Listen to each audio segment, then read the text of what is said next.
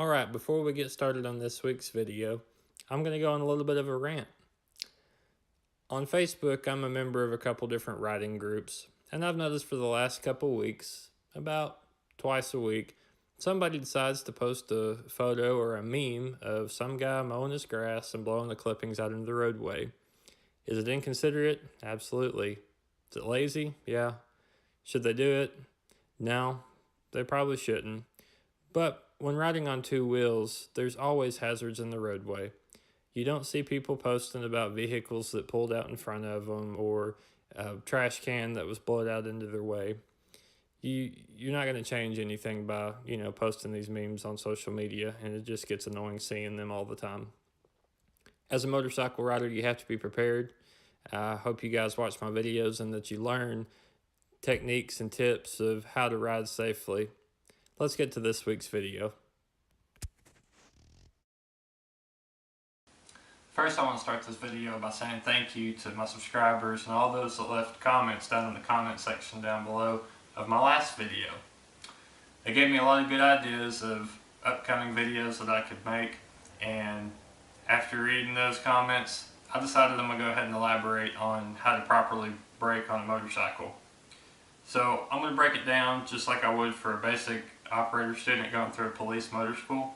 We're going to talk about how to properly apply the front brake as well as the rear brake, and some things to look out for should you have to stop suddenly. As you can see, the weather decided not to cooperate for me today, so we're here in my living room instead of out in the parking lot.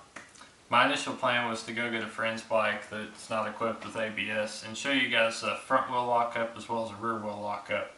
But that's fine. I hope you guys still get something out of this video without the visual effect. So first, I'm going to show you guys a clip of how to properly apply your front brake. Whenever you apply the front brake on your motorcycle, you want to make sure that you're doing it properly. A lot of times in motor schools or even just out on the open roads, I've seen riders that will use their front brake with only using their pointer finger, maybe two fingers. You really don't want to do this. If you were to have an emergency situation where you needed to get your bike stopped quickly, you want to be able to use your maximum leverage on your front brake to get the bike stopped safely.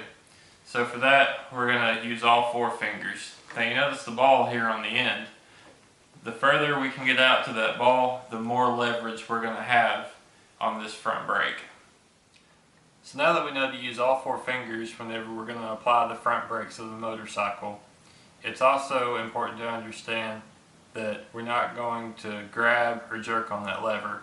So the proper way to apply the front brakes in the initial application of the brakes is going to be 50%.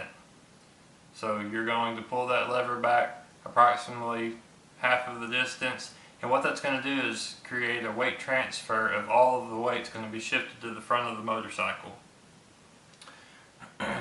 And then after the bike does that, you'll start to feel a little bit of vibration in the handlebars, and you'll continue squeezing 60, 70, 80, 90% until the bike comes to a stop.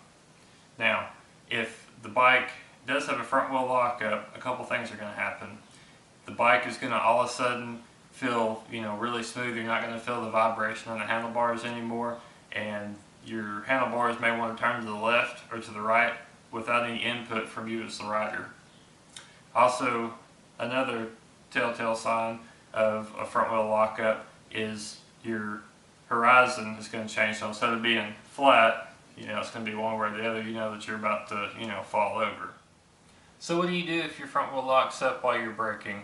Well, it really depends on if your bike is equipped with ABS or not. If it is equipped with ABS, then basically you're going to keep your lever depressed, and whenever the bike computer decides that it no longer needs ABS, it will, disengage it. Now, if you don't have ABS on your bike, say you've properly applied your front brake, it locks, you immediately release the lever and again reapply proper pressure to your front brake. Now that we've talked about the front brake, let's talk about the proper application for the rear brake. In my last video, I said that proper braking on a motorcycle is approximately 80% front brake and 20% rear brake. So what you're going to do to properly apply your rear brake is you're just going to use a steady, even, light pressure.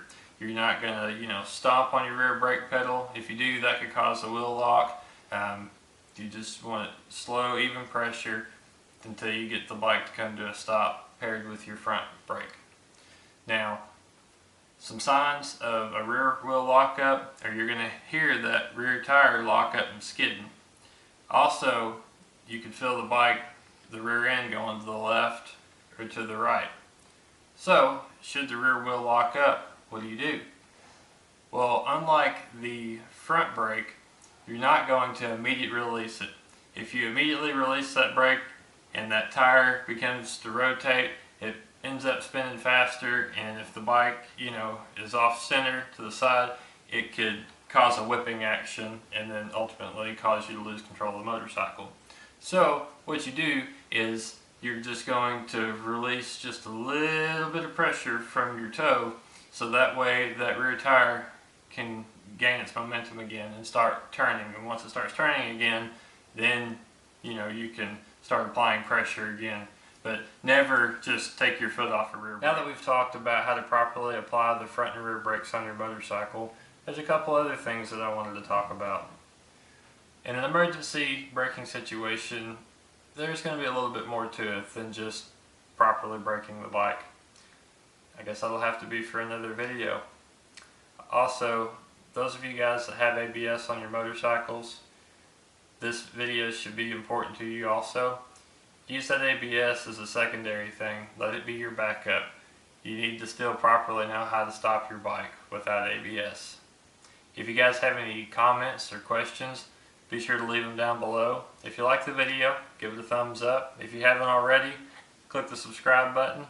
I appreciate all of you watching. Y'all ride safe, and I'll see you guys in the next video. You'll notice on my Harley-Davidson Street Glide Special this flashing yellow light over here on the tachometer. That's my ABS light. Now with Harley-Davidsons, before you take off it's going to flash. Now at any time that you're riding that light comes on and stays on, that's when you know there's a problem with your ABS, and it's probably not going to work if you needed it. So at that point you would need to take it to a mechanic or to a dealer and get that diagnosed.